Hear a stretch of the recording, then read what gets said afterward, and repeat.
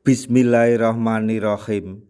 Assalamualaikum warahmatullahi wabarakatuh. Masih bersama karduk.com. Pada kesempatan kali ini kami akan menyampaikan informasi penting mengenai nasib dan kesejahteraan tenaga honorer di tahun 2024, yaitu inilah 10 pokok komponen yang dibahas di RPP Manajemen ASN. Menjadi harapan para tenaga honorer. Untuk lebih jelasnya silahkan simak video ini sampai selesai.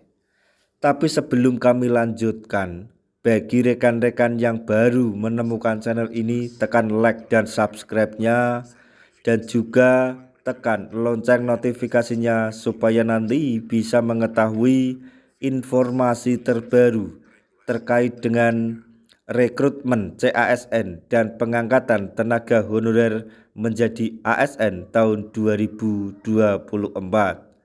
Sekarang mari kita simak dan cermati penjelasan yang ada di video ini supaya nanti tidak gagal paham.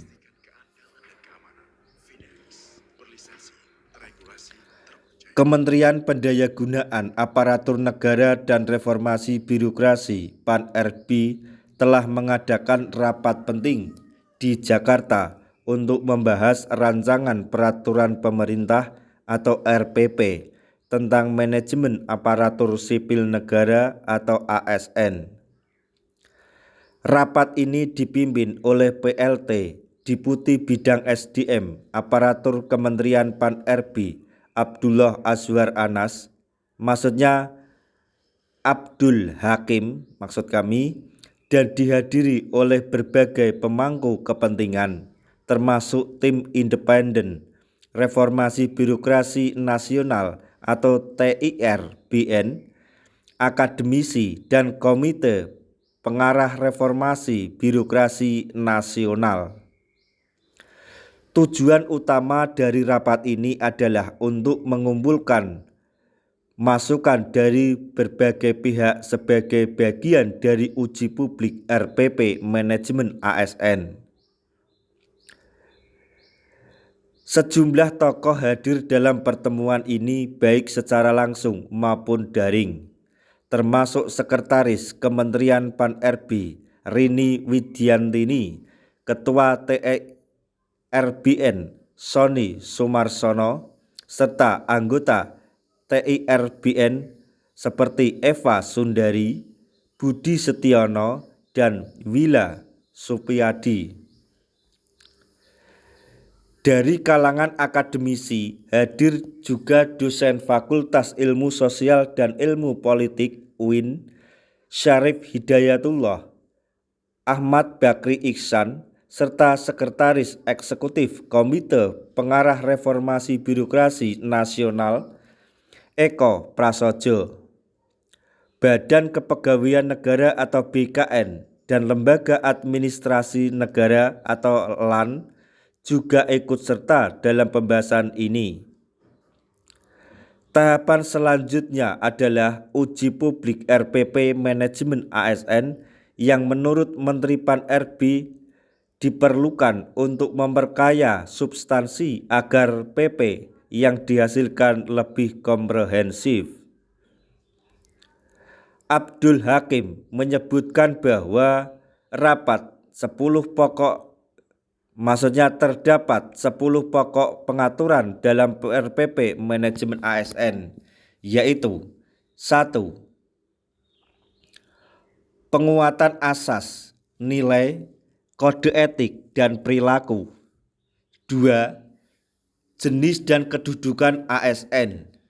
3. Resiprokal jabatan ASN, TNI, dan Polri. 4. Pengembangan karir dan talenta. 5. Jabatan ASN. 6. Digitalisasi manajemen ASN. 7. Pengelolaan kinerja.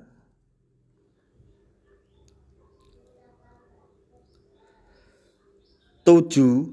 Pengelolaan kinerja, serta 8. Sistem penghargaan dan pengakuan. 9.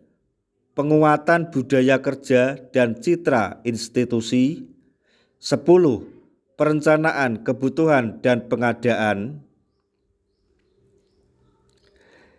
Beliau juga menyatakan bahwa pembahasan ini sudah melibatkan panitia antar kementerian atau lembaga pemerintah non-kementerian atau LPNK. Selanjutnya, uji publik akan melibatkan pemangku kepentingan dari kementerian, lembaga, pemerintah daerah, dan asosiasi pemerintah kabupaten atau kota. Aspek digitalisasi manajemen ASN menjadi salah satu yang disoroti dalam RPP ini. Hal ini terkait sejauh mana RPP manajemen ASN yang baru akan mampu mengintegrasikan berbagai aplikasi di instansi pusat dan daerah menjadi satu kesatuan. Diperlukan adanya simplifikasi dalam bentuk integrasi atau sinkronisasi dalam kesatuan sistem smart task. Hal ini menekankan bahwa digitalisasi harus disikapi dengan bijak dalam konsep manajemen ASN ini. Mengingat bahwa masalah tenaga honorer harus ditangani dengan bijak, terutama mengingat adanya transisi kepemimpinan nasional yang akan datang.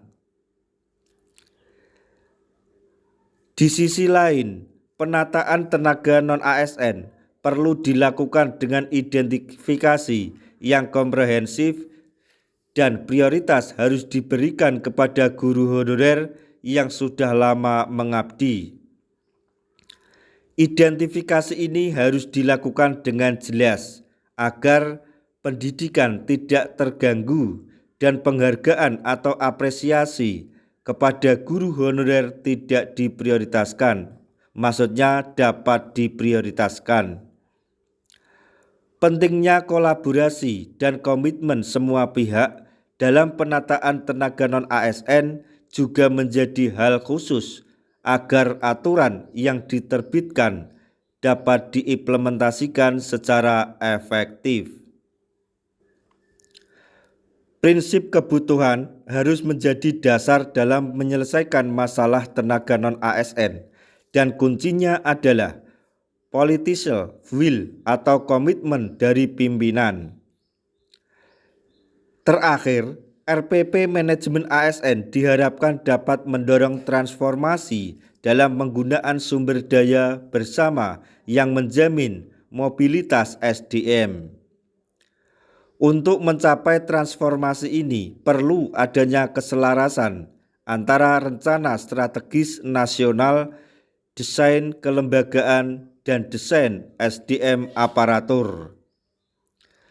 Dengan perkembangan digital, ruang kerja birokrasi akan beralih ke ruang digital, sehingga infrastruktur pekerjaan tidak lagi hanya berfokus pada kantor fisik, tetapi juga ruang digital yang memungkinkan pertukaran sumber daya. Perlu diingat, penyusunan RPP ini harus mendorong transformasi SDM aparatur berbasis platform governance, mengurangi ego sektoral, dan meningkatkan efektivitas serta efisiensi dalam pencapaian outcome pembangunan nasional. Pembahasan RPP manajemen ASN saat ini sudah memasuki tahap akhir. Setelah uji publik akan dilakukan harmonisasi sebelum PP manajemen ASN diterbitkan yang sangat dinantikan oleh jutaan tenaga honorer di seluruh Indonesia. Nah, itu tadi informasi penting yang dapat kami sampaikan. mengenai RPP Manajemen ASN yang nantinya akan diterbitkan dengan PP Manajemen ASN yang isinya mengenai mekanisme pengangkatan tenaga honorer salah satunya. Semoga informasi ini dapat bermanfaat bagi rekan-rekan tenaga honorer semuanya. Di akhir video kami mengucapkan banyak terima kasih. Wassalamualaikum warahmatullahi wabarakatuh.